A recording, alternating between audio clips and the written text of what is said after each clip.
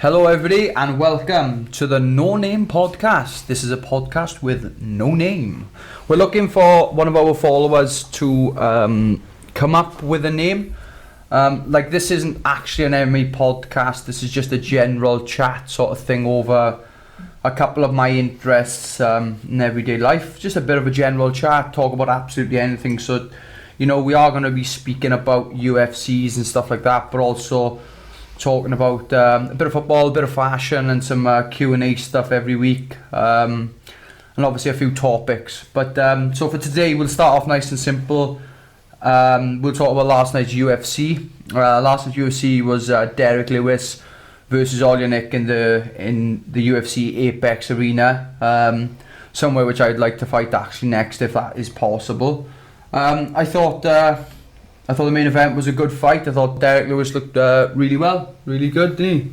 Derek Lewis, baby, the Black Beast.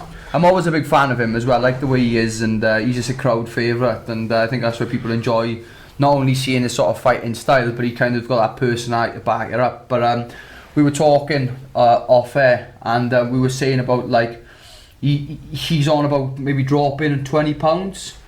The guy's an athletic guy anyway, so him making the decision to drop 20 pounds, what he actually said was, he said he wasn't going to consider taking a fight unless he was 20 pounds lighter, which, you told me actually, you said the guy is a very athletic guy for his size and weight anyway, so him dropping 20 pounds, that's not going to be a negative thing, as long as he does the sort of weight loss comfortably, he'll do really well. And I think for Derek Lewis, that's next. He's always had a sort of a questionable gas tank, especially with fights like Daniel Cormier. He kind of showed that, and I think he knows what he needs to work on. And in all fairness to him, he recognises it, and he's still trying to change and evolve as a fighter, which is always good to see. Because of in this game, just too many people kind of stay one-dimensional and don't evolve, and they're the people you don't see go far, But too many young guns coming up. Yeah, exactly. And them young guns, like I said, if you looked at football 100 years ago to football now, the level's completely different. Everything's changing, But I thought he looked really well, especially at that weight. Someone throwing a flying knee at you, it must be absolutely crazy. But obviously fighting Olynyk, who was you like Olynyk, don't you? You've met him a few times. I like him. I like Olynyk. He's he looks a bit. He's like Russian. Doesn't very respectful. Will shake your hand. Doesn't speak much English. Yeah. Come up to us in the UCPI. He's like shake your hand like this. Yeah, looks like a serial killer. That's what he looks like someone who would walk into a forest and bump into the woods. But no, I thought, like I said, Olynyk is a very, very tough fight, and just looking back through his record of his last couple of fights, people forget sometimes. Before Derek Lewis, his last fight was a decision win, split decision win over Fabricio Werdum. That's hell of a result, especially at heavyweight against the guy who was a former UFC champion. And it's not as if Fabricio Werdum is on the fall either. Especially after the Fight Island fight. Yeah, it makes him look even better now. Obviously fighting Gus, and you can argue Gus was off for a while or whatever. He's coming up to heavyweight, but technically, you should be alright. No weight cut, nothing like that. I thought Gus was. I'd be honest, if you said a banker on that card, obviously no fight's a banker, but if you said to me you had to put some money on a big fight, that would have been it. I would have backed Gus against Werdum. Yeah, and that's what I did on the Bet Clever thing. That's what I did. So Bet Clever, the ones that we did, obviously on Fight Island, there were 4 separate events, and Bet Clever were willing to pay whoever basically guessed the whole outcome of the show right.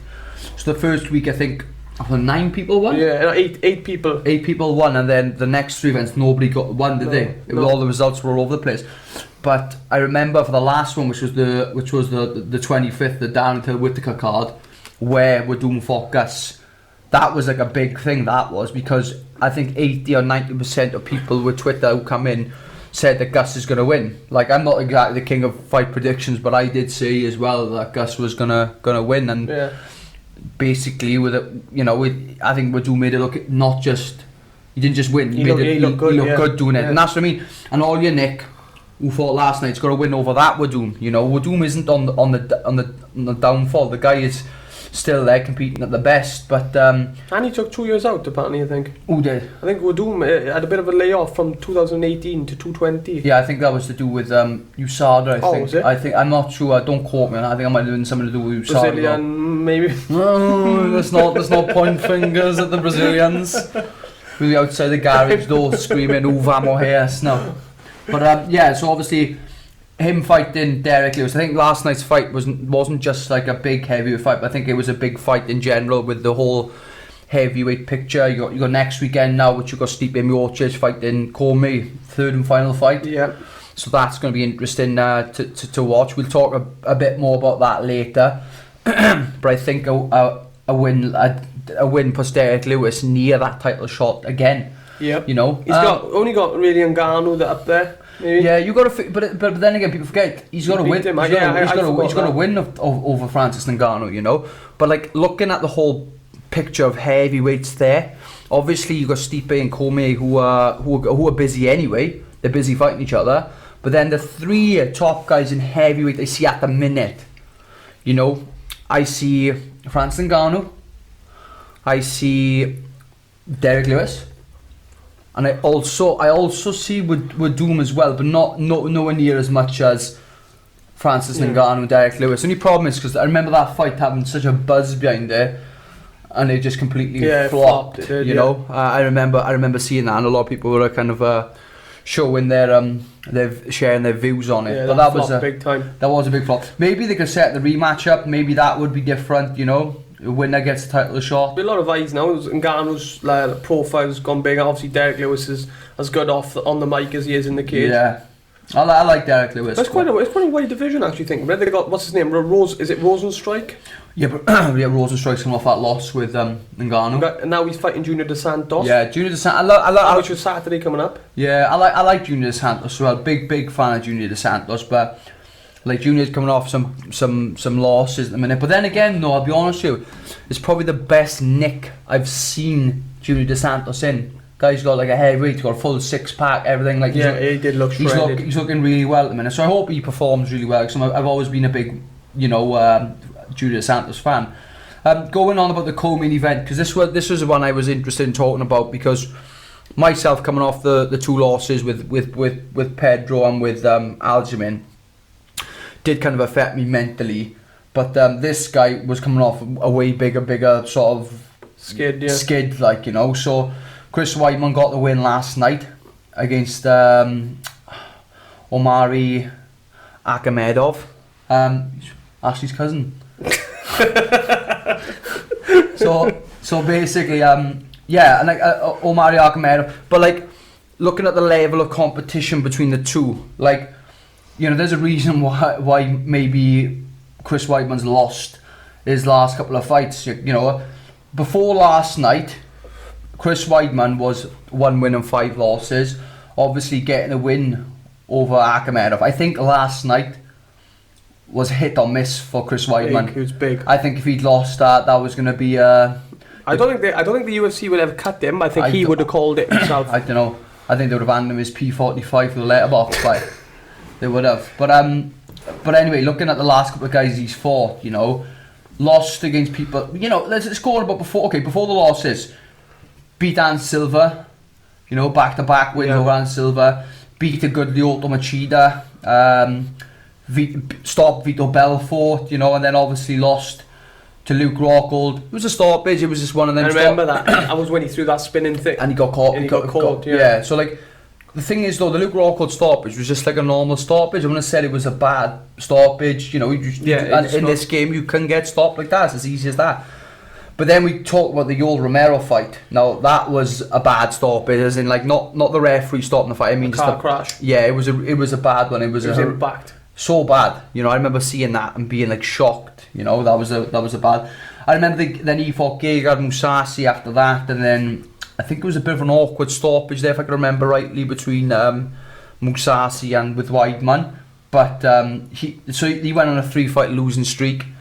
come back and fought Chris Weidman. Mate, and the guy's still a name because they put him in main events after the 3-fight losing streak. Like, do you know what I mean? Yeah, he's still a name. Middleweight champion. Like, yeah, he Dan Silva twice. I think when Anderson Silva was on a run. Well, he hadn't been touched in years, like, you know. And then obviously beat Kevin Gastelum, and then had a fight with Jacare, lost against Jacare. Yeah, that was a big shot as well. They put him down as well. And then fought Dominic Reyes, upper light heavyweight. Went up a weight and fought him, and obviously got the loss there. And like, you know, like looking at that, it takes a certain person to look at his record.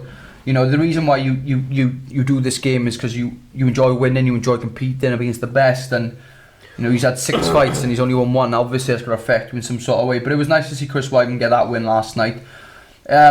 Obviously Omari Akhmedov is a good guy. He's beaten some legit really good guys. Like, I'm looking through his record now. Timbo, Zach Cummins, Ian Heinisch, Abdul Razak Al Hassan. Powerful guy. Kyle Noak. I like Kyle Noak. He's from Australia. He's actually with one of the Welsh boys out there, John Fraser. He's one of his coaches. He is like, yeah. Kyle Noak's a really respectable name in like especially in Australian MMA. What do they call it over there? Pacific Ocean over there, isn't it? Is it? I don't know. Think so. My geography isn't the best. I think it's Pacific. I didn't even take it as a subject. It was that bad. And then, you know, the only losses that he's got is Zaleski dos Santos. Do you know him? Oh, he's the mate. He is that Brazilian. Yeah, Steve, I know.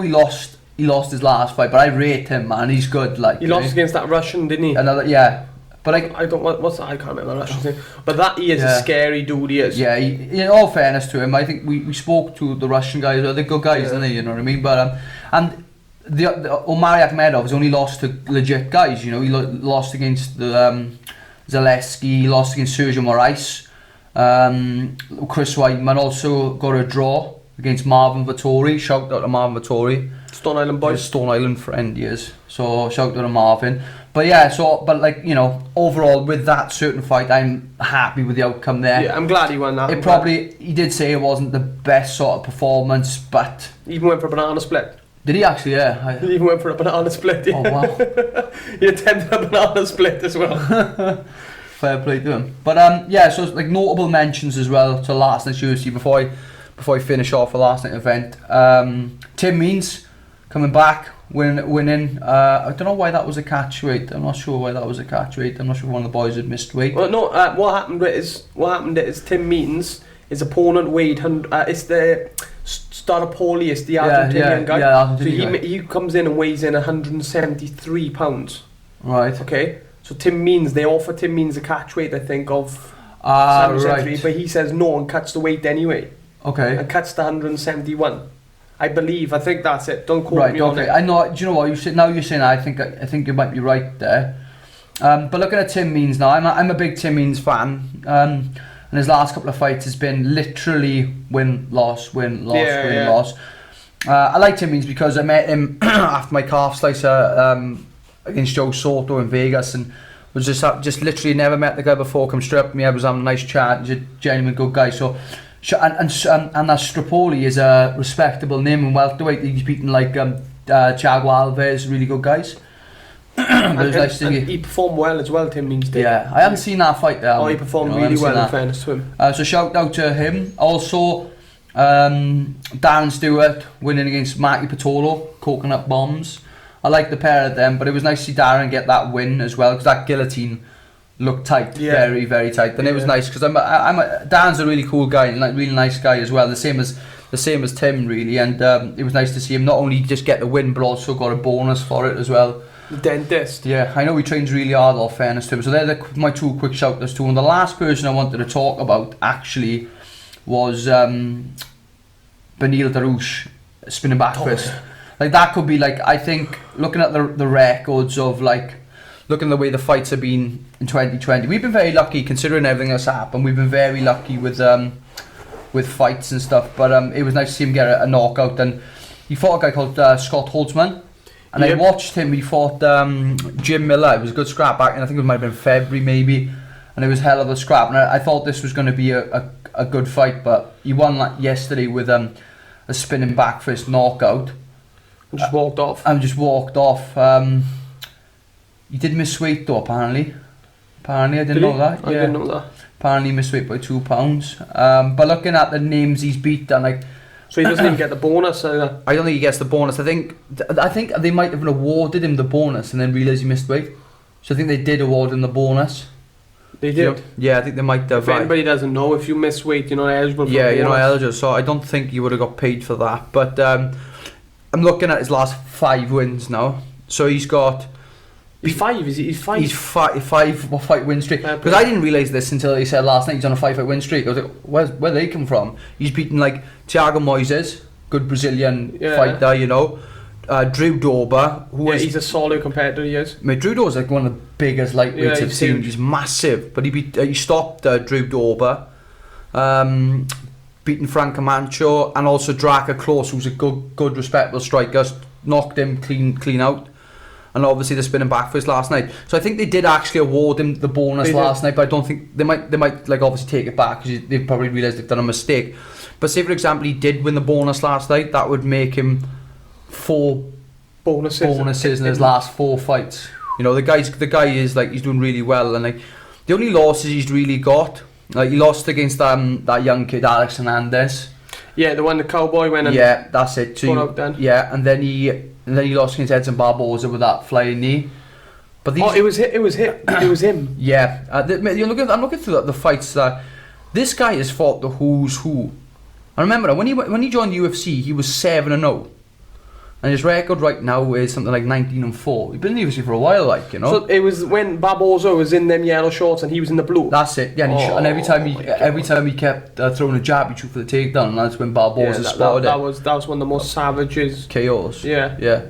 Right. So looking, I'm going to skip quickly because we're on a bit of a timer here. So looking, obviously after last night card, really good card overall. I love the fact they're using it in the UFC Apex. I don't know the situation between the UFC going to Vegas because, I mean, as like UK fighters or European fighters or wherever, how they get over there. Because if I'm not mistaken, Dan Stewart's based in the UK. I'm not sure. Yeah, so I think the travel ban's up now. It's all done, is it? If that's the case, it's done. It'd be nice to fight in the Apex, actually. You know, obviously Fight Island was an experience in itself, but looking at like the whole sort of structure being. Like, you know, me and you have been to Vegas. How many times have we been to Vegas? Now we've been to maybe 4 or 5 times, maybe. You've been a couple more than me, you know. You've done the Athletes Retreat. Yeah. We've been about 4 times, I think. We went Joe Soto before the Pedro Munoz fight. Yeah. Went for the recovery trip. Yeah. 3 I've been, but I think you've been 4 or 5 times. I've been about 5 times, I think, yeah. But like, the people who don't understand, it's like, I'll be completely honest with you, Vegas for fighters is the Disneyland, really. You know, you can't go far. I'm working closely with the UFC PI team who are based out there. People like Heather, Lindley, you got Bobby, you got Tara, Kyle, Clint. All fairness, I was saying to the guys on my last fight that the trifecta guys, who was this? Clint and Charles. Charles was good as gold with me. The angry dietitian. Yeah, give a shout out to the angry dietitian. He was really cool with me, and he made sure that we were spot on. And like, you know, I was lucky through quarantine that I managed to obviously keep my weight low, and I was able to use them, take full advantage of the UFC fight week trifecta guys. Yeah, you had some nice meals there. That was a massive difference because if people don't know, I usually cut my carbs like a week before, well not a week before, but the Sunday before weigh-ins. And I was saying to you when every day. I was coming back to the hotel with carbs and pulling my hair out. A bag full of food and didn't want to eat it. I don't want to eat it, I'm leaving it aside, and they were telling me off, making sure I was going to eat it properly. But like, yeah, so obviously fighting in the Apex would be one hell of a little experience, and that's something I'm looking forward to. But on a personal level, I'm aiming for November time. Obviously, as you can probably tell with the sweets on the table, I'm not exactly dieting at the minute, and I've got a bit of a hangover, so I'm looking forward just to taking, you know, I'm still training really hard, but like I said, we're looking forward to taking a bit more time off. Now I got a holiday with the fiance, and then we'll go from there. But come back for part 2, and we'll talk about Stipe Miocic versus Cormier 3. Hi guys, and welcome back to part 2. So we were going on about part one. We were talking about obviously Derek Lewis and Olenek with their fight last night. With Derek Lewis getting the win in the second round. I think about 21 seconds into the second round it was. And obviously it's a massive, massive fight in the heavyweight division. And going on the same subject of heavyweights, next weekend we got probably one of the biggest heavyweight fights of all time. Yep. It's mad, see, because for me personally, I'm a big fan of both these guys. It's the trilogy. It is the trilogy. So it is Daniel Cormier versus Stipe 3. What's your thoughts on that? Right. After the first fight, I thought the second fight threw a bit of a span in the works in my mind. Yeah. Because if Stipe comes that way, it's going to be a tough night for... Because Stipe's got decent wrestling as well. I know it's not the same... He hasn't got the same credentials as DC, obviously. But he's got good wrestling. But I'm going with DC. You're going DC for that one, are you? Because of last fight, I'm just going, he's had so much bad luck with the John Jones situation. They haven't quite fallen in this thing. I think if he wins, he can just sail off into the sunset and he's done. So that's why I think maybe the MMA gods might be on his side that night. To be honest, like I said, I've been a massive, massive fan of the both guys. Realistically, probably since I was a massive Stipe fan. And I remember going raving about Stipe, and it was about February time back in 2013. I was like properly behind the Stipe. I was like, this guy will be heavyweight champion, which I wasn't wrong, and that's probably the only prediction I've ever got right in my life. But you know, I'm a big fan of Stipe. I love watching him fight. Love his style as well, and I am a massive Stipe fan. What a way to win it as well against Verdum in Brazil. Yeah, that was Jump the cage and say, I'm a world champ. I'm a world champ. I'm a world champ. I remember like I said, that's the level of Fabricio Verdum's at. But honestly, I want to see DC pull it off. I really do. I want to see him get that win. But it's a tough one, yeah. It's a tough fight for him, you know. And I'll give it to Stipe, man. He's not someone that's gonna lie down and take it. But I think this is the way I see it going. If DC does win, you got to catch him early on. Just like the first fight, he's got to catch him early on. Just keep that pressure going. But I know Stipe is going to probably... I might be wrong, but I think he'll hunt the body more. I think he had loads of success his last fight with hunting the body. Yeah, he did. He done some damage. Yeah, so I think he'll go there. So I think realistically, Coleman needs to come out and put the pressure on him nice quickly though, you know. It's going to be a tough fight for DC either way, and I think a lot of guys are looking at this fight and they hope he does win. Like, you know, like I said, I'm a fan of both guys. I was raving about Stipe years ago, but I really want to see Cormier pull her off there. Really, really do. But the only way I see him winning is just like the first fight, really, you know, because conditioning wise, Stipe is fit. You know, one of the fittest heavyweights I think I've ever seen. Him and Cain Velasquez were like really fit heavyweights, like notoriously fit for like their size. And you know, he beat Francis Ngannou with 25 minutes, taking him down, beating him up. And like Stipe is a true mixed martial artist. He really is. Like with Francis, he's just heavy hands, comes forward. But like at least with Stipe, you see a bit of his boxing where he's knocking out people like Fabricio Verdum and then out wrestling people like Francis Ngannou, and that's why he does deserve to be champion, really, you know. I think it's a tough fight for DC as well when you look at it.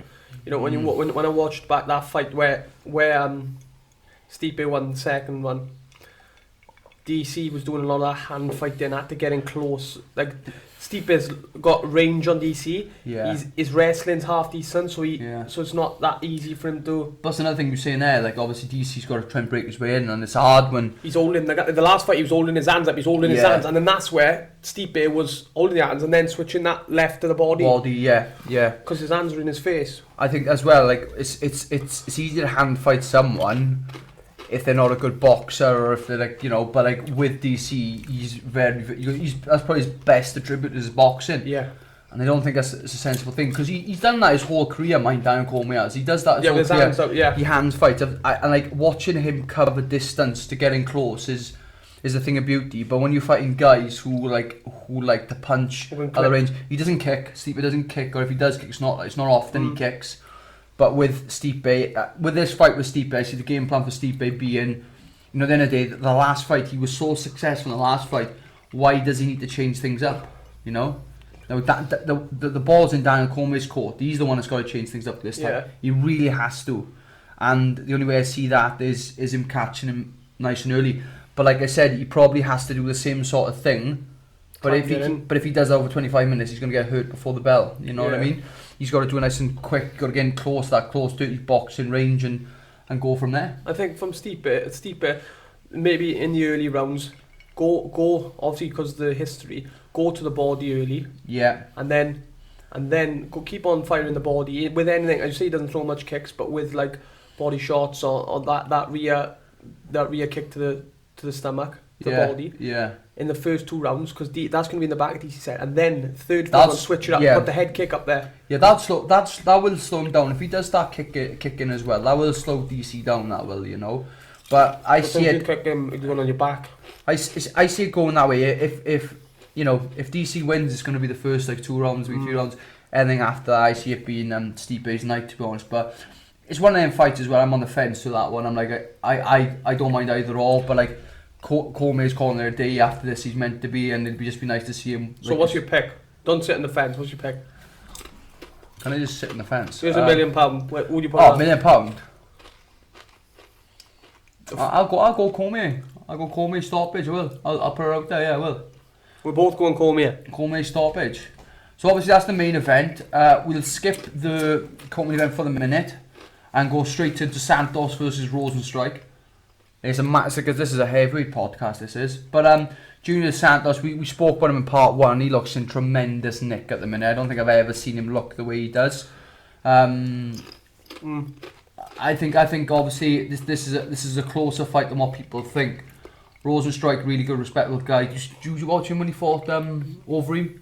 See the cut he left in Overeem's lip? Remember Overeem? Oh, that was him, was it? That was Rosenstrike. But I think Rosenstrike is coming off that loss to Francis Ngannou. So obviously he's got a point to prove here. Yep. How was Dos Santos coming off? Dos Santos is coming off. Let me think now. Curtis Blades lost in Raleigh when you fought in I'm sure he fought after that, did he?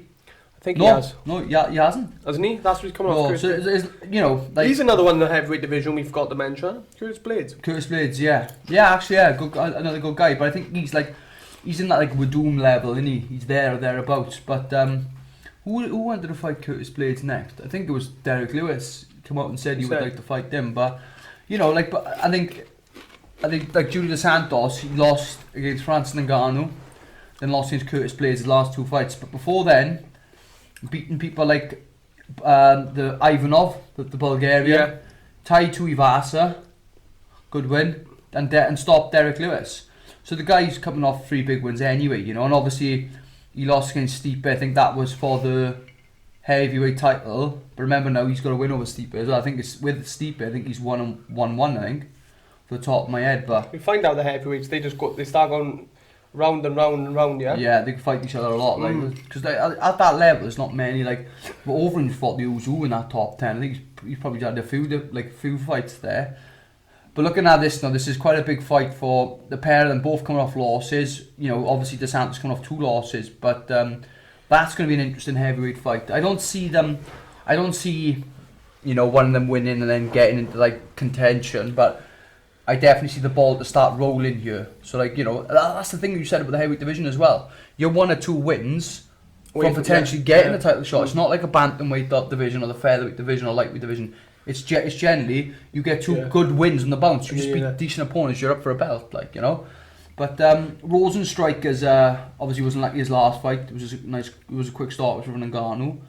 But I'm a massive Junior Dos Santos fan. It'd be nice to see him do it as well. Because I don't see Dos Santos staying around for a while either, you know. So I'm going. Your pick. What's your pick? I'm going Dos Santos decision. And as much as I like Junior Dos Santos as well, but I'm going to go Rosenstrike, and I think he's going to stop him. But that's not actually what I want to see. No. I want to see Junior Dos Santos because he's a nice guy. Yeah, a cool guy. Yeah. But I feel like Rosenstrike, because he was on a bit of a run before he got stopped by Ngannou. Yeah, he did. So I'm going Rosenstrike. He's 10-1. Got a record beating like Overeem and stuff, but yeah. moving on, obviously, only because of this is going to start like involving myself here. I'll start with the bantamweight. I won't go for the big bantamweight fight. I'll go for the smaller one, but the one I see being a really good fight, and that's John Dodson versus Marabdashvili. Marab. I'm a big fan of both these guys, and especially like with Dodson, he seems to be like. I was just looking through his record, but before we went live, and like you're on about people who have got like, as you say, bad records, but they haven't got bad records. Like John Dodson is 21-11, so you know, lost 11 fights. Bear in mind, all them 11 losses is decisions, never been stopped, right?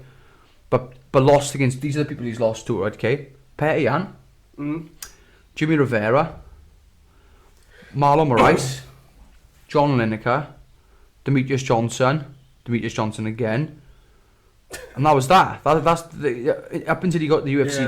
That's it. That's big. You know, but and then looking at his record here, then beat BTJ. Who's that? Yeah, BTJ in that fight. BTJ in that fight finale. And these are the guys he's beaten: TJ Dillashaw, number 1, Tim Elliott, Formiga. There's a couple of other names here. Went to bantamweight and stopped Manny Gambirian, big bantamweight, beat Eddie Wineland, beat the Pedro Munoz. And obviously his last fight beating Nathaniel. Nathaniel's a good fighter himself, you know. So, you know, he's beaten good guys. And he put Petr Yan on his backside. Yeah. I remember the fight. Yeah, it was literally for him. This is one of them fights, really. But like, you know, obviously, you know, before Nathaniel, he was coming off a 2-fight losing streak against Jimmy Rivera and Petr Yan. The Nathaniel fight was a good result for him. Yeah, it was good. It was. Nathaniel coming off three wins. Wins, exactly. Well. But looking at the fights as well, like he hasn't only just like lost to good guys, he's beaten good guys as well. But you know, and then he's fighting now Marabdashvili, who's a really big training partner of Aljamain Sterling. So Marab's coming in here, and I think he's on a 4-fight win streak. Yeah. His last loss was Atlantic City, the night you fought Sterling. Yeah, he fought Ricky Simon that night. And he got do you remember? He got guillotined. And he was kicking his legs. Yeah, it was like literally the last round, and the fight was over. And he was kicking his legs. But he was unconscious when they. He was doing some weird thing. He was doing some weird thing. He was just kicking his legs, and he was out cold, but his legs were still going. I remember that fight. Because I was in the back warming up to that. But I'm looking at his last 4 fights. And this is the difference. See, there's a lot of fighters who are up and coming and stuff. Like Dodson has definitely fought the higher caliber of fighter, but you know, then again, though, Marab's fighting these like more or less like newcomers, like the up and comers. The reason why John Dodson's fought the bigger names is because the bigger names are the ones who've had careers. These up and coming guys you probably haven't heard them yet. The only one I'd say dangerous fights they are, because you don't know much about them. You don't know much about them at all. Like the only one I'd say which is quite experienced is Terry Onware. Beating Terry Onware, the guy has been on the circuit for a while. And then he beat Brad Katona, who's out. That's a good little win, yeah. Trains out in SPG Island, obviously from Canada, but trains out there. Beating a top 15 fighter, Casey Kenny. Yeah, he got a judo background. Is he? I think is he Canadian or is he? Yeah, I think he could be. Yeah, I think he's Canadian. I think he is. Yeah, judo background, Casey Kenny. Yeah, and then another guy called Gustavo Lopez. But like looking at the big picture, he's fought some good guys. I'm just looking through his other records now. Beating Tony Gravely. Has he? He fought Tony Gravely on Atlantic City a few. Tony Gravely, shout out Tony Gravely. Yeah, we like Tony. He's a good guy. But he fought him. Yeah, back. Ironically, the day I fought Kwano Kwak, my UFC debut, was the same night, 18th of November. Yeah. So like, you know, he's fought legit guys. Beaten. This is a good result. He beaten before he got the UFC a fighter called Rafael Stotts. Don't know him. Bellator, yeah, he'll be a big name with Bellator. He's managed obviously by Sucker Punch and stuff, but he's a big name and very respectable name. And obviously after that win there, he fought him in Atlantic City, which would probably be a home show for Marab, and then obviously went for beat him, and then went to the UFC again. But that's one bantamweight fight there. Really interested in that one. If you said I had to take a guess on who was going to win, Marab is so unusual with his striking as well. It's not a case of Dodson, in my opinion, is definitely the better striker, but just because of his awkwardness, though, Marab's going to make it difficult. I'm going to go Marab as well. Yeah, I got decision for Marab. And the guy holds the record for most tackles in UFC bantamweight division. So yeah, that's a record I'm chasing, to be honest. But he seems to be doing that. So I think it's a big fight for Marab. It's definitely a step up. Yeah, I think it's a good fight. But it's the right time, I think. Yeah. So like watching Marab, that'll be a good little fight, and it'll put him up higher into the top 10, really. So we're gonna go quickly on to the co-main event for this fight. A lot of people disagree and it shouldn't be co-main event, but at the end of the day, there's no actual.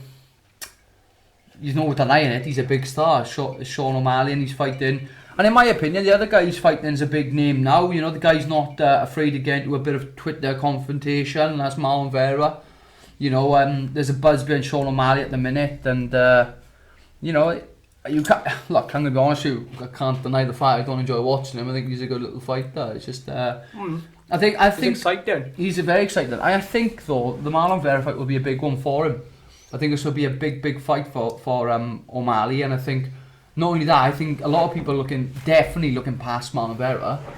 Marlon Vera is a guy who is known for his durability, doesn't really get stopped, So if O'Malley comes in and stops him, that'll be a bit of a statement. Big statement. But the only thing that's questionable for O'Malley though is like when he can go 15 minutes, but when he does, he kind of fades a little bit. Yeah. But and Marlon Vera, all fairness, he always gets his butt kicked in like that first round, and always comes back, So I see that going O'Malley's way. I do, but I don't see it going the way that people think it'll go.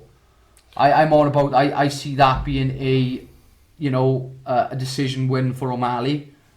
Do I think it'll be easy? I don't think it'll be easy because Marlon Vera isn't really an easy fight for anybody. No, he's a tricky customer. Yeah. Marlon is. But I don't see it being a stoppage for O'Malley though. That's my opinion anyway.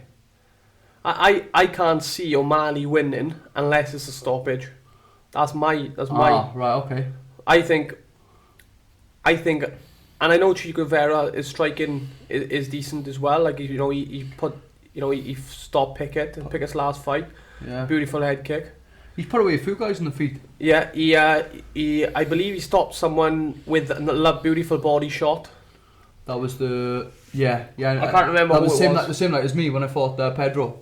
Yeah, he stopped someone with a body shot. Yeah. But I believe that Cheeto's got to go in there and kind of stay at range and stuff, but then you're playing Russian roulette. Yeah. So I believe he's got to try and make it a bit of a dirty dog fight. Yeah, I think. Really. I was going to say as well, like I'm looking through his record now.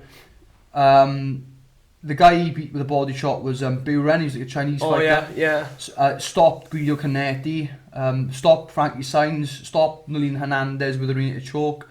Stopped Andre Will with punches and elbows, and then lost his last fight against Song Yudong, which he won, mate. Yeah, in my opinion, I thought he did as well. But I thought he won. I do think it's a tough fight for. And not only that, I think it's a step up for Marlon Vera, but I also think it's a step up for O'Malley. I think it is an interesting fight. Like O'Malley's kind of fought people the same sort of experience as Marlon Vera, so I think it's evenly matched. I think a lot of people don't see it like that, but it is generally evenly matched in my opinion. Yeah. It is. Like, don't get me wrong, like a big name in O'Malley's record has to be his last fight, Eddie Wineland. That's probably the biggest name he's fought out there. But I think though, honestly, I think it'll be a massive statement for someone like O'Malley to if he takes him out, stop someone like that. But because he's durable, very, very durable. Just to stop someone like Marlon Vera would be a big statement. So guys, that's it on obviously the UFC. We're going to give a shout out to shout out to Herbert Burns. Yeah, because Herbert Burns is on that card as well. Sorry, just briefly. One of Henry. He's fighting a guy who used to be a UFC fighter, Daniel Pineda. It's a big test. But man, the guy's coming off obviously a win over a two-fight win streak. His brother's getting his momentum and he seems to be following. So good luck, Herbert. All the best and smash it, brother. Whoa.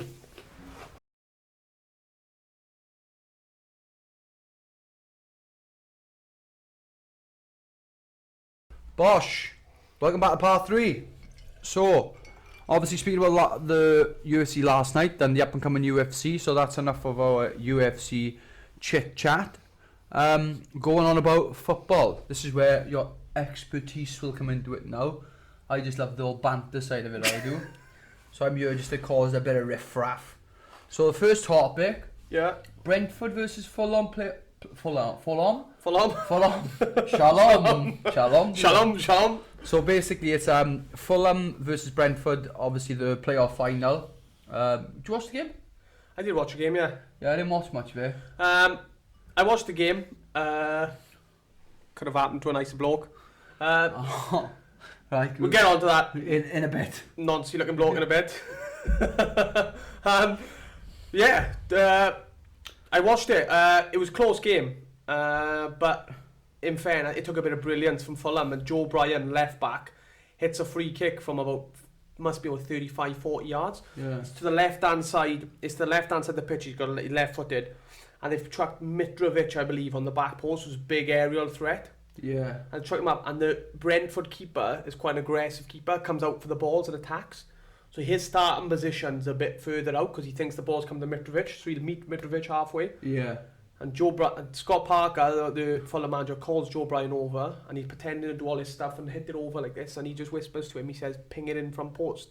So he's 35 yards out, and he whips it, the keeper takes a step, and it just goes in the front post. Wow. Instead of hitting it far post, just rams it in the near post, from about 35 yards out, and that was extra time. Yeah. So that was big, and then obviously Fulham pushing forward, and then Joe Bryan scores again. I was gonna say because he scored twice, didn't he? Scored twice. I've seen his resume, right? He scored 20 goals in his career, or 26 goals in his career from left back.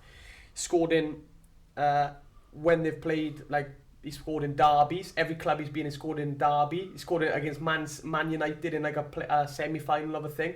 Every goal he scored's been a big goal, an important goal, and he scored 2. Yeah, because it went 1-0 Fulham, 2-0 Fulham, then 2-1 it went, didn't it? Did they score? Yeah, I'm sure they scored 2-1 it was. Yeah, I'm almost certain they did. I can't remember the last bit. I thought the game was dead and buried by then anyway. Yeah. How did they play though? It was a close game? It was a close game. Fulham, it was back and forth, mind. It was a bit of it was that final that needed a little bit of brilliance, and Joe Bryan just slammed it in. But to be honest with you, Brentford have been a good side. They have, yeah. I think it was 2-1, was it? Yeah, I think. Who scored the last? Dalsgaard. It was literally. It was 120 plus 4 minutes out of time. Brentford, I think they've done a job on us home and away. 3-0 home and 3-0 away.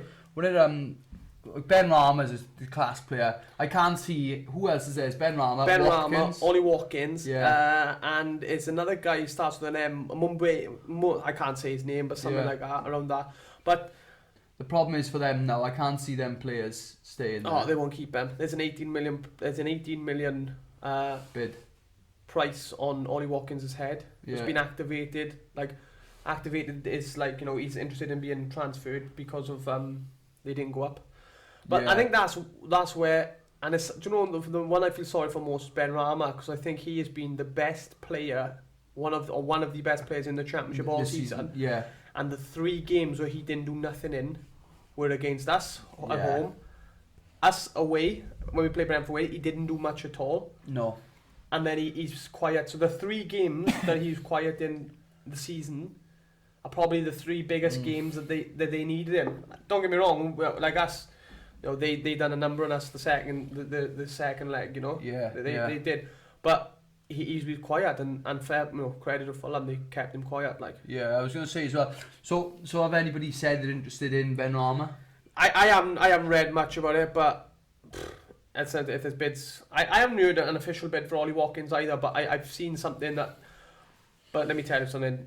There's no way they're keeping hold of him. And I cannot see it. I was going to say as well, when you get your hopes up all season and you're performing well as a team with Brentford, and the next step for him in his career, them players are looking forward to playing in the Premiership. Now it hasn't happened. They're going to probably want to play in Premiership football. So people like Ben Rama, because like I said, as everybody knows with me, I'm not particularly the best Brentford fan. Yeah. But they definitely played really well this season, and Yeah. I thought that they were unlucky not to get through. But the worst thing about Brentford, which makes it even more sick, they needed 1 point in the last 2 games yeah, to go up automatically. to take West Brom's place. And they lost to Barnsley, who were relegation zone, and yeah. Barnsley needed to win to stay up, and Barnsley beat Brentford in Brentford. I remember that. Yeah, 2-1. Yeah, that was the last game of the season. And that's what usually happens in these playoffs and stuff. The team that finishes third, the wheels tend to come off. Yeah. They're so emotionally drained from like trying to get automatic promotion that the wheels come off. And they did. The last 3 games, I don't know if anyone else agrees with me, apart from the second leg against us, where, to be honest with you, I didn't think we were really up to much. It was a bit of, didn't think we were really up to much. As far as, the boys, they played amazing. I say played amazing, but they did play really well in the first leg, and it's tough to keep that intensity up and to stop players like Ollie Watkins, I think it's Mumbeno or something his name is. You've got Ben Rama. It's a lot of stress watching a player like Ben Rama run at you for 90 minutes in the game. You know what I mean? You don't know whether he's going left, he's going right. You don't have a clue what's going on. I was just saying because obviously Brentford have got like a close connection with Arsenal, haven't they? Yeah. Can you see that being a potential move? I think that's a bit too much, too high for him. Yeah. Yeah. I think that. Can I see him going somewhere? I can see him going somewhere like Leicester. Yeah. I think Leicester reminds me a bit like Mahrez. Yeah. Leicester could be a good shout. Can't see why.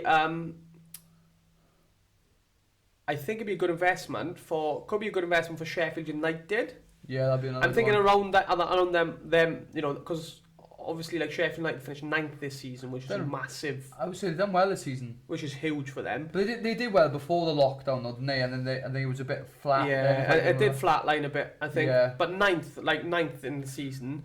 But what tends to happen is when you come up in it, you have the good season because you're buzzing, and then it's the second, third season which you start slipping down. So they're the times I think you need to invest. So, but could have happened to a nice team. Yeah, can't wait to absolutely scream abuse at the way end next year. Or Thomas Frank. So that is actually the next topic I got. So obviously, speaking about obviously Brentford Fulham, and the video that's gone viral of Scott Parker featuring the streets is probably one of the best videos I've ever seen in my life. He's spot on though. That made me laugh. I showed Karis video. I said it's spot on. He just sounds just like them. Yeah, and the thing is, it's not even like it's like as if it's on rhythm as well. He's sitting on a little bit of Chinese. It's there about it is bang on. That's the internet for you, like, yeah. You know what I mean? It's that really made me chuckle. So that was obviously, if you haven't seen that video, it's not too far away. Just go on and type in Scott Parker the streets on the that's worth a watch on Twitter. But that's well worth a watch. Going towards like Swansea City and stuff. So I got here. Who would win a fight? Yeah. Yes. This is still football related, by the way. Conor Roberts, Thomas Frank. Can Conor Roberts have a +1? I don't mind giving a hand, like. I think a lot of people give him an hand, like. Not that he needs hand. I don't think he needs a hand either. But I've actually trying to sort out at the minute a canvas painting of him basically holding Tom Frank like that with his teeth gritted, like.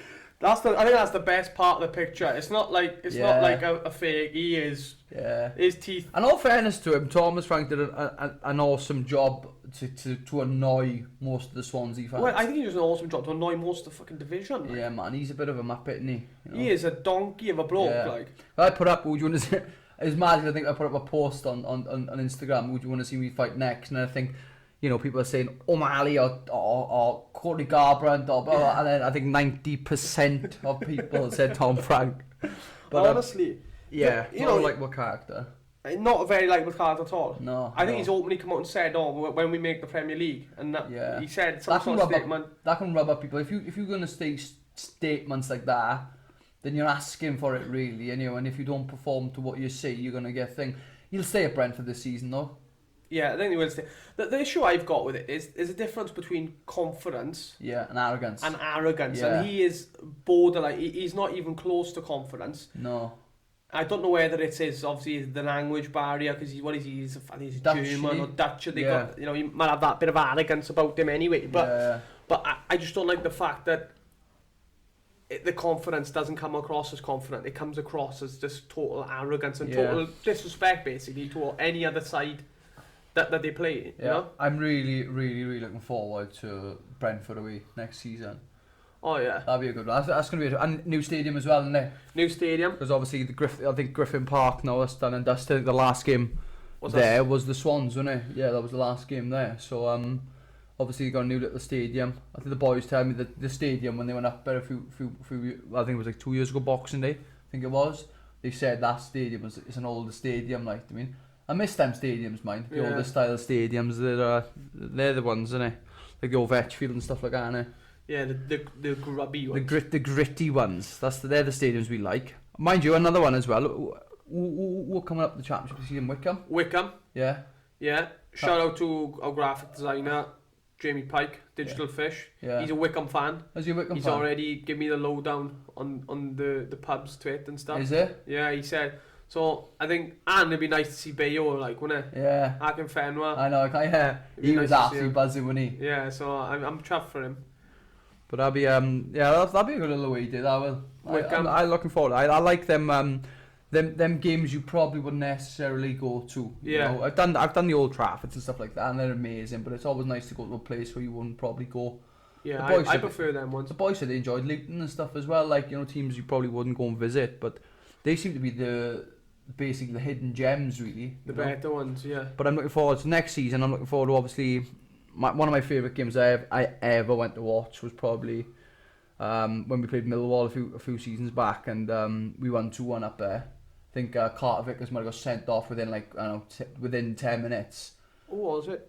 No, was it? It wasn't Carter. I don't think it was Carter's. It was Baker Richardson. Sorry, and I think he got sent off. Yeah, it was soon, and then obviously they went 1-0 up, and then it wasn't long after I come back from the Pedro fight.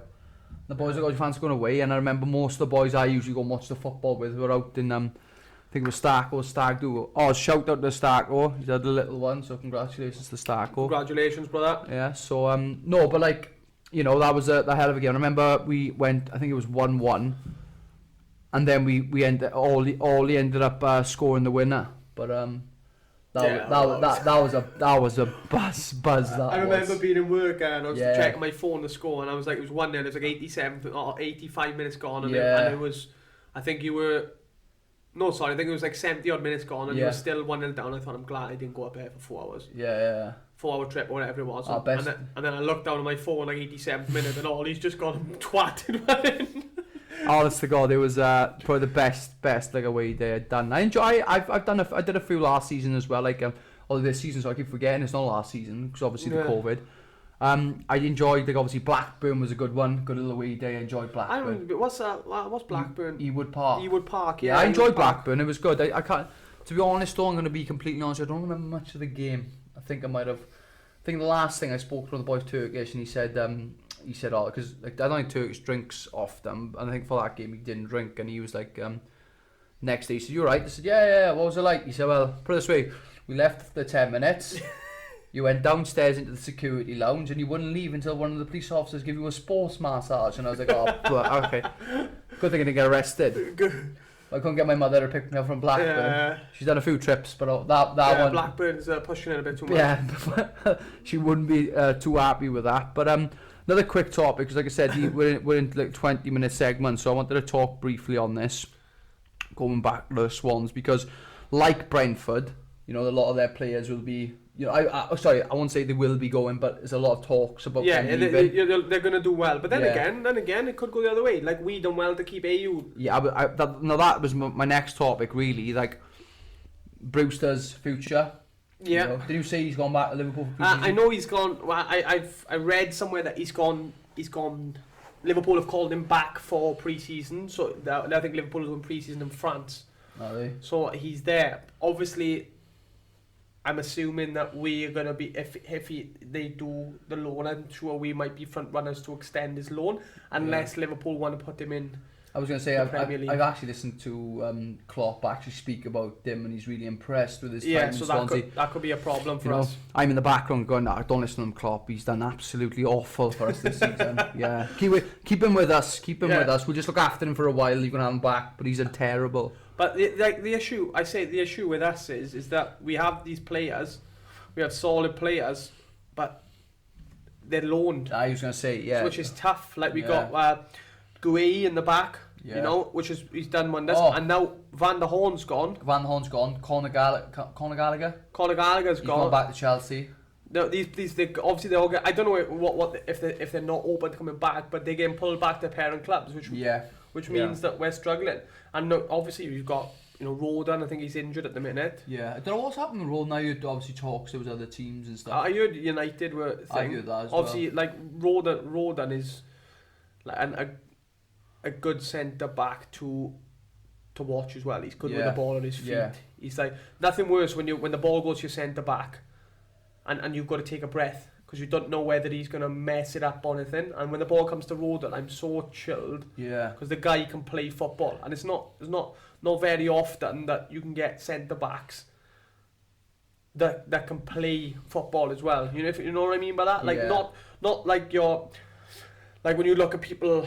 Them big boy centre backs, you think like Vidic, you're thinking back in the day, you're thinking Vidic, he was solid. Yeah. Couldn't really kick a ball. You ask him to kick a ball, he'll go 90 degrees in the wrong direction. But you see Rodan, and when we had Van der Horn as well, they're hitting them like 40, 50 yard passes. They're good footballers as well. So for a club looking at a youngster like that, they can nurture him as in with the experience and stuff. Obviously the more he plays, the more experience you get. I think he's a great player. But it's an attractive look for a big club to look at a youngster like that who can play football. I was gonna say that. Who can play football and they everything else they look at, they can nurture into him. You know what I mean? I'm not saying he hasn't got it. He's got it all. He's got in the air.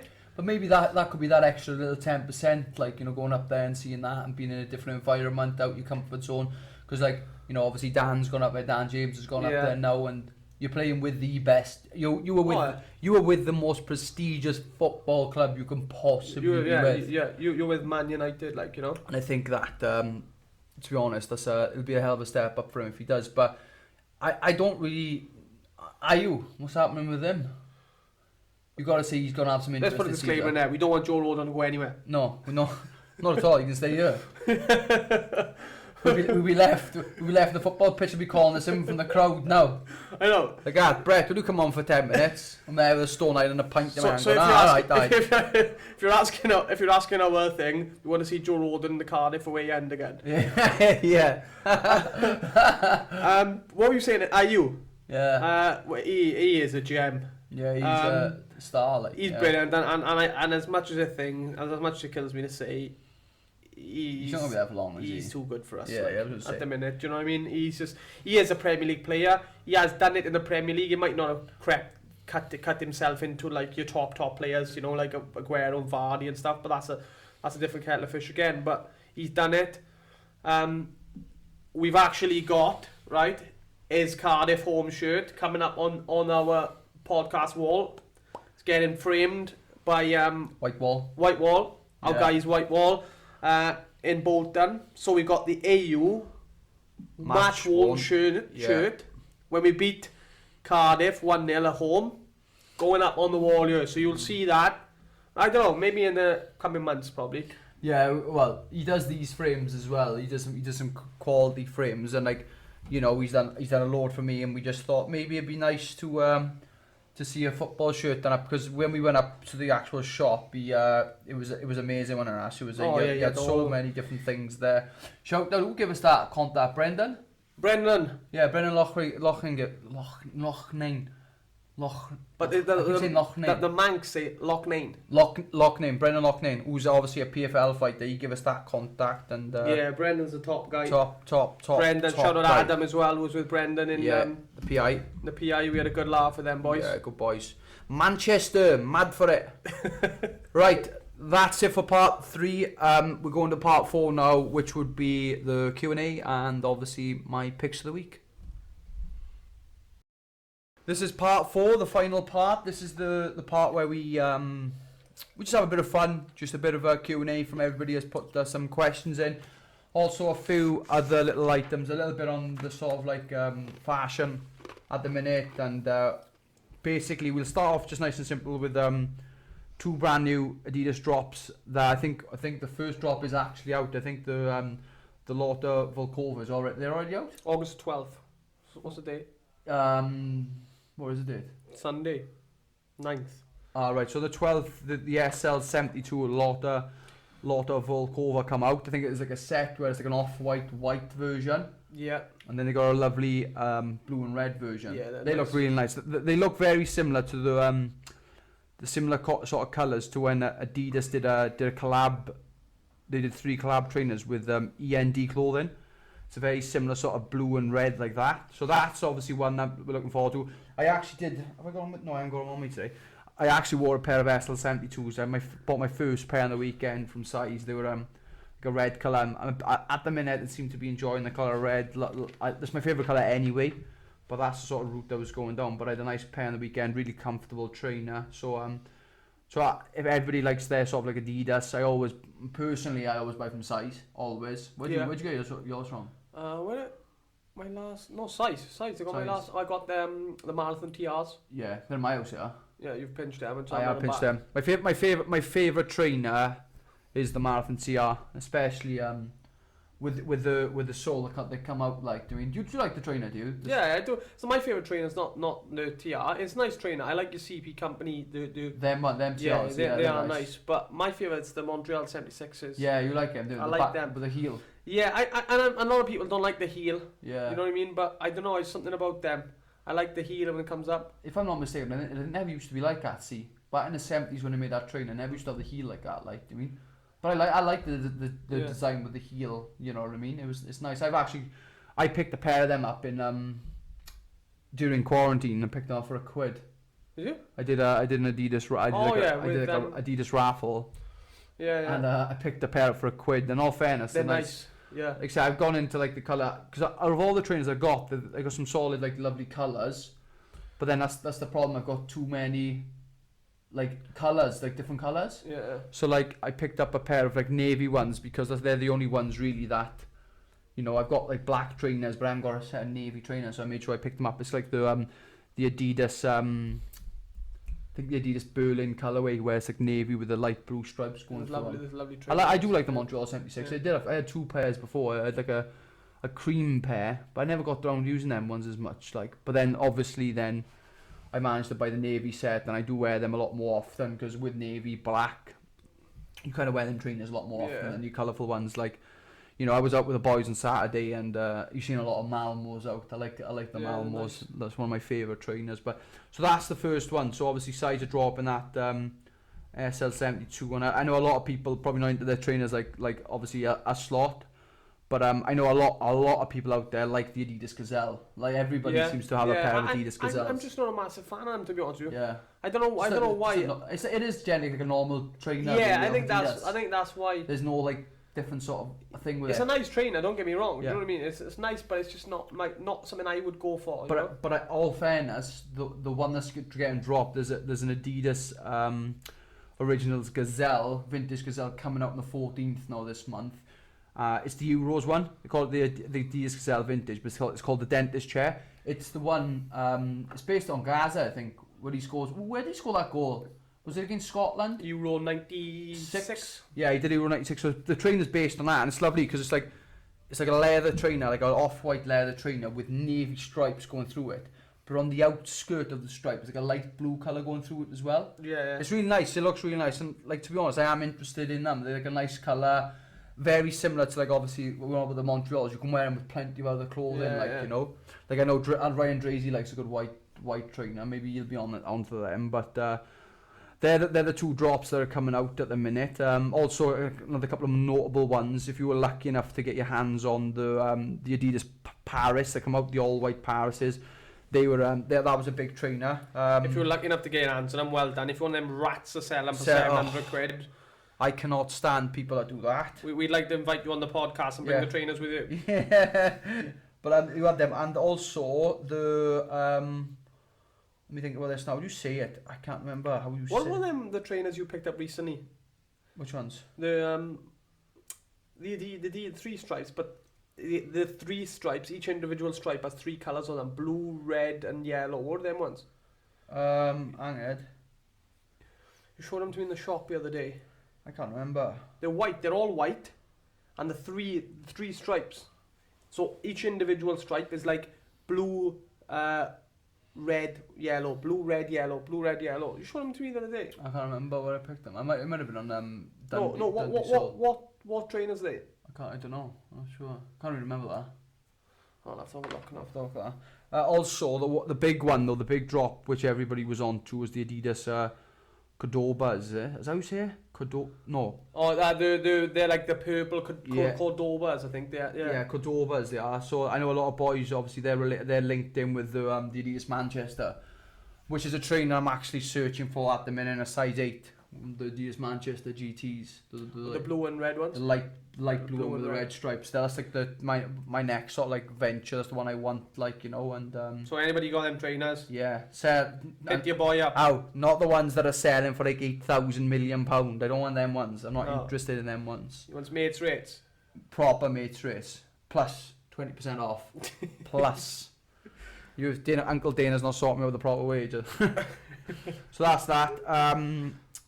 Also, little catch up. Obviously, I'm sponsored by Weekend Offender, and I want to try and do a little section on item of the week. And this week it's the how do you say good luck, mate. I can't even say it. Cesario. One thing I will say about Weekend Offender, right? And I know it's like from the outside looking in, it's easy because people are just going to look at the podcast and think, oh look, he's sponsored by him. He's just going to put them. He's just going to push them. But personally, like any Weekend Offender jacket I've had, it's a quality jacket. Like it is. I'm not just saying it. You know what I mean? It is a quality jacket. I was explaining this to the boys. Like obviously you've got your favourites and like I'm a guy that's loyal to like clothing brands. If I got a clothing brand and I like it, I'll be loyal to that clothing brand. And like Weekend Offender, regardless of if they do sponsor me, I guess that's my job. But bear in mind, Weekend Offender pay me to sponsor them, not this podcast. Yeah, do you know what exactly. I mean? So like you know, but like to be honest, there's a couple of items of clothing I really want to talk about, but I'm going to try and leave it down to once a week. And the first one is the Cesario, the jacket I'm wearing now. And like I've been speaking to the boys. I'm a big fan of like military style jackets, loads of pockets. I love that about a jacket, you know. And I also like the obviously I'm newly engaged and I wanted to kind of like surprise the best men. Obviously with Weekend Offender they give away I think most jackets they sell, they come with the card, congratulations, you've just purchased a Weekend Offender original garment. That's based, you know what that's based off? What? Back in like I think it was like the 80s, I think, maybe. Like the ICF, like West Ham firm, when they used to like obviously get into trouble with the boys, you know, they used to get in trouble, they used to leave the cards with the boys, they basically put cards on the boys, congratulations, you met the ICF, like. Oh, right, and that's where, like, this is what I love about Weekend Offender, they think of all angles. Yeah. Like, what was it? This one here now. I love they got the little patch on the inside. Yeah, and like most of their jackets on the inside, they've got like a cool little saying. My favourite one, this is like a little casuals international one. My favourite one was a present I bought for Darian, our younger brother, and I bought him a jacket, burgundy jacket. That's my favourite one though. And inside it says something along the lines of it's no comment in loads of different. Yeah, it's no comment in about 5 or 6 different languages, and can I see my lawyer in 4 or 5 different languages. So I'm a big fan of Weekend Offender, and like I said, this jacket, all fairness, is probably one of my favourite pieces. You know, hopefully, if Mr. Sam Jones will let me, maybe we can do a jacket, because that's what I'm interested in. You know, I'm interested in kind of designing a little collab with Sam and see where we get to. Because he's not putting a Swansea City shirt up. No, he's not. No. I think they tried to do one before. They tried to do a Swansea City Weekend Offender T-shirt, and they do loads, don't they? They do like Kiev, Oslo, Malmo, Cardiff, wherever. No well, they did do one for Swansea, right? Okay, but the letters were falling off. There was a footprint over it, So I think he came out a few years ago and said, I've done a Swansea 1 year it is, and it kind of riled up a few Swans fans. But people forget that like Weekend Offender is a world famous brand. And yeah, I see the pictures abroad and stuff. yeah, You know what I mean? and Sam's a Welsh guy from Merthyr. Yeah, and any of you people buying counterfeit Weekend Offender, Yeah. you can join the queue with the guys who want £800 for shoes as well. Mind you, most of them are from Indonesia. They love the brand up there, they do. But yeah, obviously this jacket is I think, honestly, I don't know why I'm kind of like promoting it, because there's only one size less. Is it? Yeah, extra small. Like when I picked this up a few weeks ago, I was lucky enough to get one.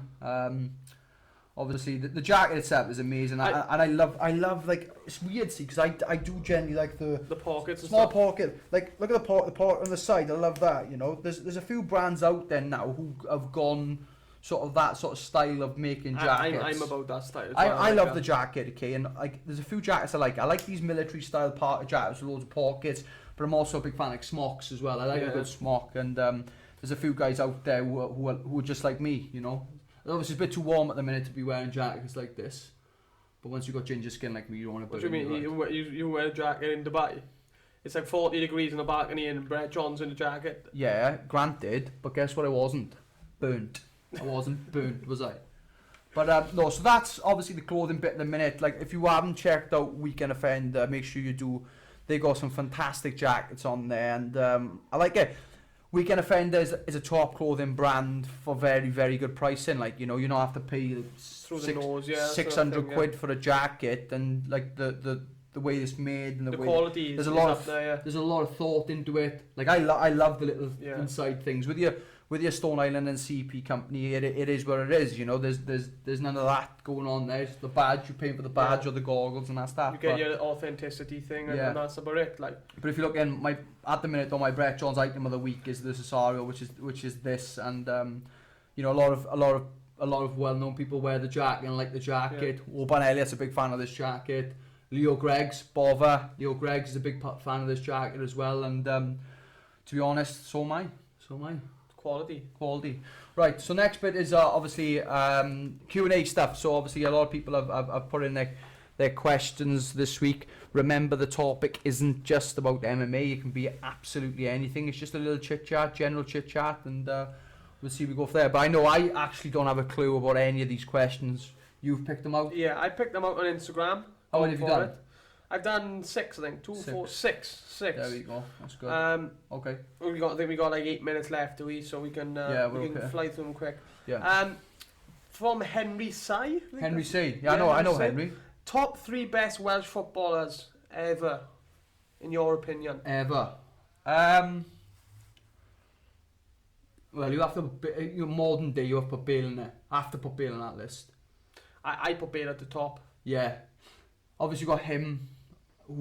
This is where I think, see, because you put him at the top, yeah.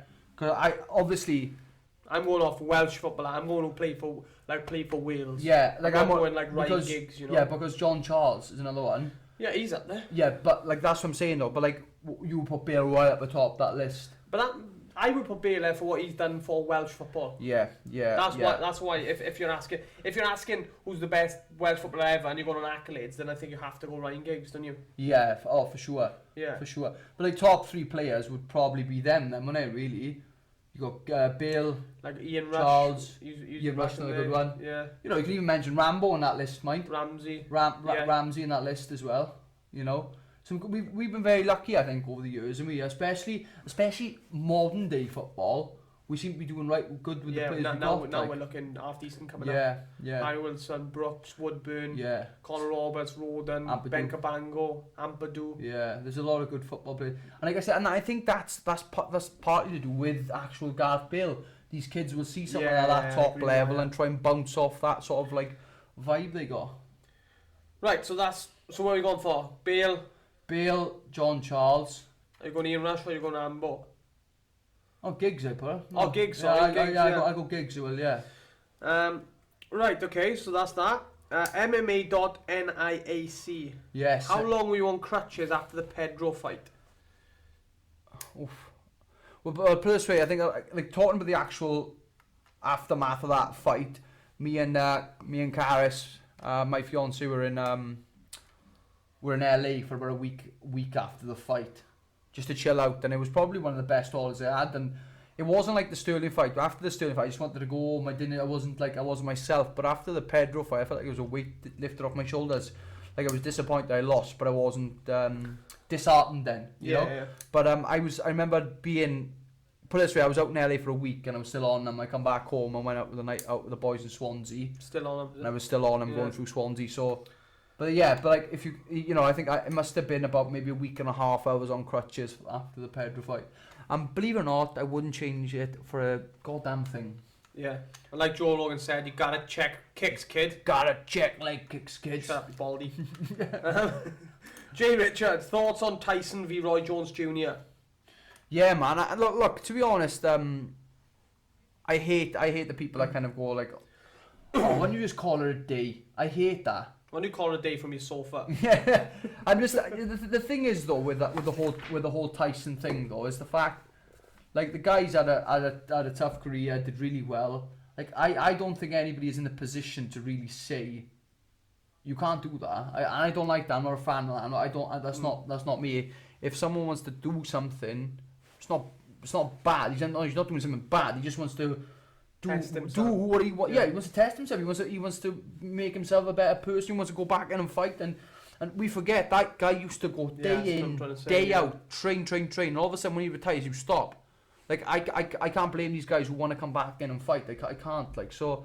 But then again, met Roy Jones actually in a aircraft hangar in Alabama. Nice guy, really nice guy actually. But I don't know, man. I think, like, obviously, you know, he retired years ago, Tyson did. Yeah. Shout out to another thing, Swansea Enzo got a victory over John Jones, Roy Jones. Roy Jones Jr. Got a victory over him. People might say, you know, I've seen Enzo have a laugh on Twitter themselves. I beat the prime Roy Jones Jr. But he beat the Roy Jones Jr. Like it doesn't matter. No, he beat an active Roy Jones Jr. Exactly, he was still fighting. No, that's what I'm saying. But this fight with the Tyson, it's like an exhibition thing. You know what I mean? It's a lot of rubbish, really. It's a fight, but I'm interested in seeing that. Yeah, you know, look, I'll be honest to you. I'm a big fan of both, but I'd like to see Tyson do it. Do you see that? Have you seen that exhibition of Tyson? That guy's wearing a head guard and he hits him with the right hand, and the guy's like buckling, and Tyson holds him up. Oh, I have seen that. Yeah, holds him up. He's still packing that punch power. Like you think he's like 50 odd, isn't he? Yeah. So who are you going for? Are you going for Tyson? I'll go Tyson. Why not? Let's go Tyson. Right. Right. How? I don't. Geralt B94 GERALLTB 94. How many pints are you doing on the head on the first match day back at the railway? Probably one, because that's all I can do usually. I'll do 1 pint before having head on, really, now. One pint, then doing the stanky leg? Yeah, one strong bow, and I'm on my penola, I am. Right, Sean Ap David. Yes, I know Sean very well. Good guy, very good guy. Loyal Brett Jones MMA fan. Good man. Yeah. Good man. Best crisp. No. This should answer your question, right? But you still got some in there. Sensations, sweet chili. Yeah, they were there for part 2 and they didn't make it out to part 2. No, they didn't make it out of part 2. I'm gonna go right. Monster Munch pickle onion or Squares salt and vinegar. Don't know the Squares, but the Monster Munch I get that. You go Monster Munch? Yeah, Monster. Oh no, I'm going Sensations. Oh, you've gone for them? Yeah, that's my favourite crisp. Yeah. Right, and the Bucket Hat Monkey, best away day. Quick fire. We'll do this quick fire. Best away day. Okay, club football, probably Millwall away. Okay, top 3 Adidas trainers. Wait there. Sorry, international. Sorry. Club football, I'd say Millwall. International, I'd say Wales versus Belgium and Euros. Yeah. Yeah. Top 3 Adidas trainer. Malmo's, London's, I love them too. And also my CP company, Marathon TRs. I like them. Oh yeah, them ones, yeah, the black and thing ones. Yeah, they're nice. And then Stone Island or CP company. Then. Now, I think this could do with a section on its own. Yeah, I'd be here for hours talking about both brands. I love both. It's like telling me which kid I love the most. I haven't got any, but still, it's that difficult, really. But it's all good. We're gonna cut the video, but we can still keep the audio. That's good. There we are. There we are. We can still keep the audio. The video's probably cut now, guys, but we're still keeping the audio. Maybe we'll put some sponsor photos up or something. Yeah, we look after the sponsors. But no, I with CP Company, it's a bit more. I don't know. That's where that military style thing comes into it. I love Stone Island, big Stone Island fan, always have been, and I know the guys who run out there in Italy. It's been speaking to them a lot on social media, and I love the style, But I could not pick between the two. Couldn't. I think. Where are you gonna go? I don't know. Like obviously we've got like a big connection with Stone Island. I think everybody has. I think without sounding thing, in my opinion, Stone Island is the biggest brand when it comes to them out there. It is. Yeah. It's, you're talking from way back as well. And when you actually look at a jacket, people are like, bloody, that's Stone Island. Yeah. Like a lot. Maybe it has been maybe. It's more in the social media eye as well. Yeah. Maybe people don't know a lot about CP Company. Yeah. But like you said, obviously it's well known. But what I mean is, general people, like people see Drake wearing Stone Island. Yeah. So they're like, oh, like Stone Island, I've seen popular that. because of that. You know what I mean? But which isn't actually the fact, because it's deeper than that. Yeah. But you don't see Drake wearing CP Company, so they are the people who, it's almost the casuals know about CP. Yeah. That makes sense. But that's and then you go a little bit further in from that, because CP is still okay. It's not as popular as Stone Island, but like with the football boys. If you are with a bunch of football boys, they know what CP is. Oh They yeah, see CP, yeah. They know what it is. But then it goes even further again. Then you talk about jackets like there's a jacket company called Nemen. Right. That's another jacket, very similar to like CP, but obviously got the galls and stuff. And then you go further again. There's a company called Plurimus. Yeah. Now these guys, when you go to a football, you see someone in a Plurimus jacket. You can guarantee that day there's only going to be one in that stadium. Yeah. Like I think with football clothing, especially with the casual culture movement as well, it's all about that, like having something that nobody else has got. Yeah. And Plurimus is like one of them things. They make one of 99. Yeah, and you gotta. I've done a bit of research on it, and you gotta like. Basically, you go there, you pay for your jacket before it's even made. Yeah. And then they make the jacket for you, and you get it that way. It's not just like going in, on the Stone Island website or something and just buying a Stone Island jacket. And it's mad because all these jackets, like, we're talking about these brands, Stone Island, CP Company, Plurimus, Nemen. They're the ones who are like, they've got their own little budget. There's like two real stages or maybe three stages of how much a jacket is. You've got them Stone Island jackets, which are up the top, and then like further down you got MA Strum. Yeah. They're another section, and lower down again you go Weekend Offender. Like the brand, just because the prices go down, it doesn't mean that the brand's less. Yeah. They're less. Like it's just 2-3 different price ranges. Like I love wearing a lot of Weekend Offender anyway, and at the minute this seems to be my favourite jacket. I enjoy wearing it. It's nice. It's thin, but it's not super thin. Like I got a David Taylor light Stone Island jacket in the house. That's thin. Very, very, very thin. But this has got a little bit more thickness on it, and I like it. That's what I think the difference is. Like the quality with Weekend Offender is high. It's very up high. there. It's right there. Yeah, next to it. Next to Stone Island, next to CB Company. Yeah. But you get that quality jacket, and the price is a lot lower. Yeah. Like you look at I think they had that military style jacket, the khaki one you had recently. Yeah. The Weekend Offender now. Yeah. The DeVito, that's called. The DeVito. One that comes with the mosquito mask. Yes, that. Now, like that jacket was £110 on sale. Yeah. You're like, that is a steal. Yeah. But I know a few people who've had that jacket, and they love the jacket. Yeah, and even at whatever retail price it was, it's a steal. What makes me laugh though is I love that jacket so much. I said to Sam, Sam, I really like that jacket. That's the jacket I want. Like I said, I'm off to watch Cardiff, and I want to wear a nice Weekend Offender jacket to stand out in the crowd. Yeah, man, I got you. He was like, and then it come in and it was Cardiff City blue. I'm like, oh then, I can't wear that jacket. I would have got stabbed that day. But no, I like them. At the end of the day, when it comes to brands and being loyal to a brand as well, there's so many like other brands, and everybody is different. Like I know a lot of boys who wear a bit of Moncler to football. Yeah, it's not something I wear, to be honest. No, but like that's what I'm saying. It's not something I'd wear. Like if you're asking me my 3 brands I tend to, or 4 or 5 brands I seem to wear, it would be Stone Island, CP, Weekend Offender, and obviously when it comes to trainers, Adidas. Oh, yeah, no, yeah. I've got a pair of like any football head who consider himself a bit of a casual, who loves the fashion side of football.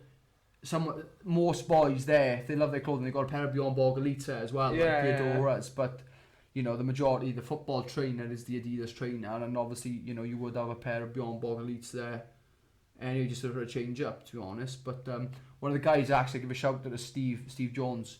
This guy loves Adidas trainers.